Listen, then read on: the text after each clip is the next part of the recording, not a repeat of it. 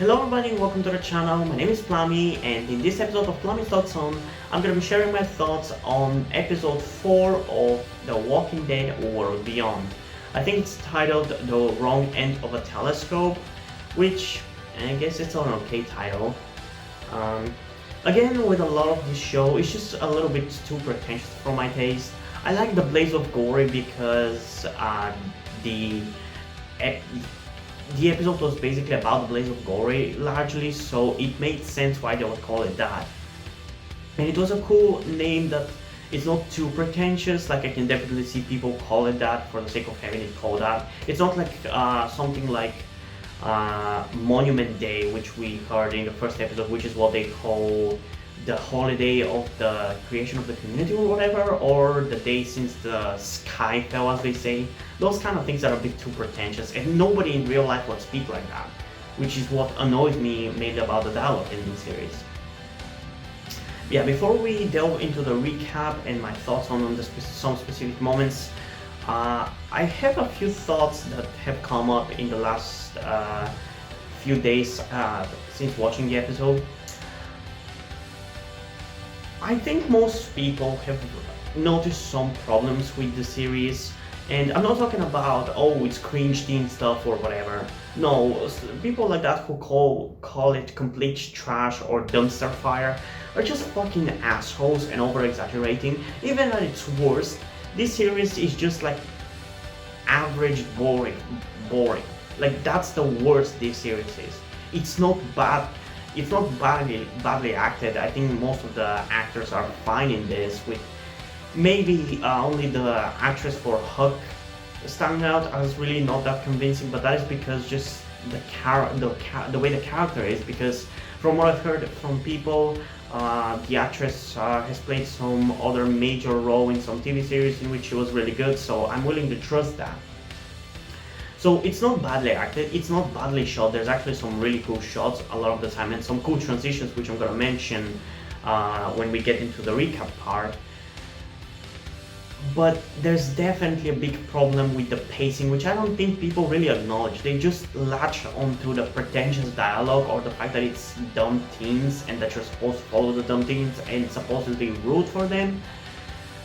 But the pacing is pretty bad, and the tone could be a hit or miss largely. And the thing that I want to mention about the tone is I feel like this would have worked so much better as a Telltale game. Like, if you didn't know, which you should probably, if you're a Walking Dead fan, you know that already, but Telltale have created 4 games based on The Walking Dead with their own characters, and it's supposedly canon to the comic universe. And at least 3 of those 4 games are actually pretty solid to play. And what I noticed, because I watched some videos about the video game, I noticed how similar the tone of World Beyond is to Telltale's The Walking Dead. It just felt very similar, and especially with the different locations like the Blaze of Glory and the school in this episode, the abandoned school. It definitely felt very reminiscent of The Walking Dead, maybe season 1 of the game, because it's in seasons if you didn't know. The season 1 of the game, or season 4, because season 4 was more similar to this because it was focused on teenagers as well. But it's still, the weak point of this series is the dialogue, because even in the video games the dialogue was largely realistic and down to earth. It wasn't this philosophical pretentious stuff, which brings me to another comparison that I want to make with this series. It reminds me also in terms of tone to another video game called Life is Strange, which is a game which focuses on a teen who gets time reversing superpower, and I don't want to get into it too much because I don't want to spoil it if you ever want to play it, because it's a solid game. But the game itself in general focuses on teen struggles. And in some people have called it pretentious, and in some way it is, but the tone of it very much reminds me of this as well. So to me, this series is kind of like a combination of Telltale's The Walking Dead and Life is Strange. Like, I think if you've played both games, you will agree with me. I think that's a very solid comparison. So yeah, now that we got that out of the way, let's get into the recap of this episode and my thoughts on certain moments. And I gotta say, it's gonna be hard for me to recap this series. Like, you might notice that I'm kind of reviewing World Beyond differently from Fear, because in Fear I feel like just much more happening. So it's much easier for me to keep the way the episode went in my head straight in my head, so I can recap everything that happened. With World Beyond, it's mostly dialogue, which I don't really remember dialogue as much. I don't know why, for some reason. If I'm reading subtitles, I'll remember the dialogue, but if I'm just listening to it, it's not really sticking in my head unless it's a really cool dialogue. So, because it's mostly dialogue, it's hard for me to recap and explain each scene as it happened. But I'm still gonna try my best. So, in the opening, we have the characters walking through a forest, cool. Huck and Felix talk about trying to manipulate Hope and Elton into turning back and going back to the community that they came from. Or, I mean, yeah, let's call it the community. Which I guess it's for good, but it's annoying that they have to manipulate them. Like, it annoys me a little bit that they're not. I mean, there's no really other way to turn the kids back because they are not willing to go back. They want to go and save their dad. But still. So later on in the episode, when they get to the abandoned school, they look around for supplies and split into a few teams. Why they didn't go in teams of 3, I do not understand, because supposedly now Felix and Huck have decided to go with them so they can protect them. So why would they split into 3 teams with Felix and Elton going together, Huck and Hope going together, and Silas and Iris going together, and thus leaving Silas and Iris without anybody to protect them from the walkers? Like, that kind of didn't make sense to me. Like, I get that it makes sense to split the characters so they can have one-on-one conversations. That's fine. I think it worked largely good for the episode. Like, I enjoyed all the one-on-one scenes. There were some cool moments between the characters, and I think that's why I enjoyed a lot of the character moments in this episode more than the last one. But still, that didn't make sense a little bit. And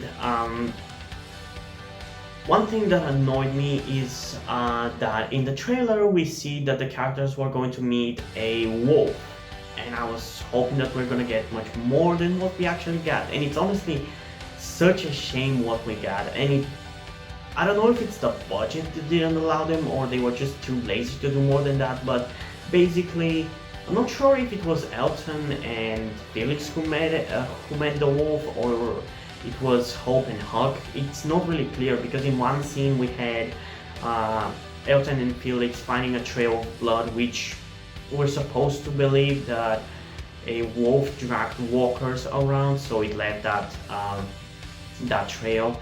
But I think it was Hope and Huck who saw the wolf, and it's such a wasted opportunity, because that was kind of, after seeing the trailer, that was the thing that I was most excited about in this episode. And they literally have the wolf just stand in a doorway and just, I don't think it even barked or howled, it just stood there. It maybe was growling at them a little bit, but that was it. Like, it didn't do anything. It's such a wasted opportunity. Like, that was the selling point of the episode for me after seeing the trailer. And they didn't even manage to do anything with it. So that was a disappointment. And again, there were a couple of moments with interactions between Elton and Felix. I'd say they were probably the most interesting interaction in this episode, because Felix is trying to influence Elton into siding with them and trying to talk even the rest into going back to the community. But Elton isn't really sure. He doesn't want to cause death or harm to anybody, but he's not also really willing to go back, because he wants to see the world. Like, that's his whole character. He wants to go and see the world for how it is after everything has fallen down. Then we have one annoying scene with Huck and Hope, in which I've managed to understand now why people hated Tara so much, even though I still disagree on on the hate she got. I can kind of understand why people hated her so much because a lot of people have compared Hook to Tara with the forced quirkiness and look at me, I'm so quirky and funny kind of thing, but I feel like Tara was never this annoying. And no shame to the actress, I think the actress is doing the best she can with what she has, and from what I've heard from other people, she's actually pretty solid actress in a different TV show. But in that one scene where they find a pair of glasses and she puts them on, it just makes a peace sign and puts her tongue out. It just made me cringe. It just annoyed me. And I understand now why people hate Tara, but again, I don't think she was ever that annoying. She had the glasses in one moment, yes, and she has some moments of maybe a little bit of forced quirkiness, but she was not forcing it in anybody's face, to be honest. She was just entertaining herself. Like, now, the thing that Hug did was very much in your face forced quirkiness, and it annoyed me a little bit. And I'm not the kind of person to scream like complete trash of the episode because of that. Like, it's a little bit of an annoying scene, but it doesn't ruin the episode for me. But there was that. Then we had Silas and Iris together, and obviously they are the most incompetent fools ever, because they get themselves stuck into a basketball court and they don't do anything. They just stand around, fuck around, and talk about how they want the old world to be back, or at least Iris mentions that. And then Silas, rightfully so, calls her out on the fact that she had all this because they were stuck in a ball court where supposedly before the apocalypse a prom was going to be held. So Iris was talking about the fact that she wishes that proms were still a thing, and then Silas rightfully calls her out on the fact that she still had that back at the community, and she doesn't even respond to that. So yeah, so far Iris is by far the dumbest and most annoying character on the show for sure.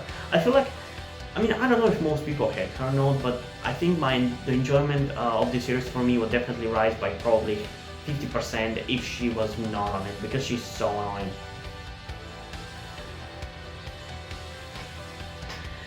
And then I would say probably the ending is actually pretty decent because they managed to get out of the place of the basketball court and end up into the basement, or at least I think it's the basement, that's what I understood it was. And then they get surrounded by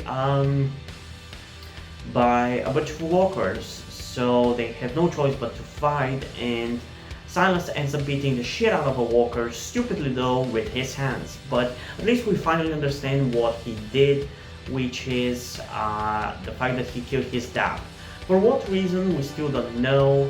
I wonder, though, really, because we have already had the gay character with Felix, so they wouldn't do the same thing with him, and I don't think he's gay because I feel like they're trying to pair him up with Iris, which is fine.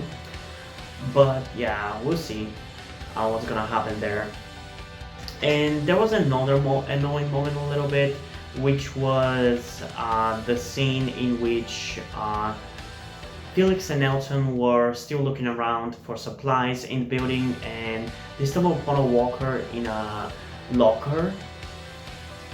And Elton literally acts as if he's getting freaking Vietnam flashbacks or whatever. He literally just, with closed eyes, just shivers like this. Like, what the fuck? Like, this is trying way too hard. Like, I get he has some kind of trauma, which we probably get into at some point, but are you serious with me with that one? Like, that was way too try hard. Like, this episode had a lot of merit going for it. It had a cool idea or cool concept of having the wolf in there, but it didn't really do anything with that. And it just sprinkled a bunch of annoying moments with each of the group members, and it's just, why? Still, it was more enjoyable episode than the last one, and the change of location definitely helped me enjoy it, because for me, other than the concept of coming of age story for this series, my main interest in this series was from the fact that we get to see more of the zombie apocalypse world, because that's what I enjoy seeing from The Walking Dead. And I wish The Walking Dead did more. But yeah, again, I don't remember how I rated the last episode, so if I end up rating this lower than the last one, which I don't think it's gonna be the case, I'm sorry. But I do think this one is much better than the last one, because at least this one feels like it should exist, like there's a reason to exist. The last one felt like it should have been just combined with the second episode. But yeah, for this one, I think I'm gonna give it a 6.4 out of 10. It's still largely slow and has some boring moments and some annoying moments, but it's improved and I had some interest into it, and I didn't have to skip every like 2 minutes because I was bored by what was happening in the screen. Because for the previous episode, as I said in that video, I couldn't even keep my attention on the screen. I was constantly looking at my second screen and browsing Reddit or doing something else. I just couldn't even keep my attention on the episode. Well, for this one, I was actually relatively glued to the screen. Like, there was a couple of moments where I would look away and browse Reddit for like 2 minutes, but I wasn't like, yeah, I didn't have to force myself to watch the episode, you know. So yeah, hope you guys enjoyed my recap of the 4th episode of World Beyond. If you enjoyed this video, please leave a like and subscribe. Also, check out the link in the description to my Twitter if you don't follow me there, and to my Wattpad where I post my stories. Because in addition to doing all these videos on my channel, I'm also a writer. And if you end up enjoying my stories, or you simply enjoy my videos, you can head over to Patreon where you can pledge your support and help keep the channel going, help support me so I can keep writing the stories you enjoy. But still, if you don't want to do it, I don't want to force you into it, nor that there is a way to force you into it. But you can still help me out in other ways, like liking this video, subscribing, and especially sharing this video with someone who you think might enjoy it. And I think it's pretty much it for this video, so hopefully I'm gonna see you in the next one, in which I will be reviewing Fear the Walking Dead's Season 6, Episode 3. Bye!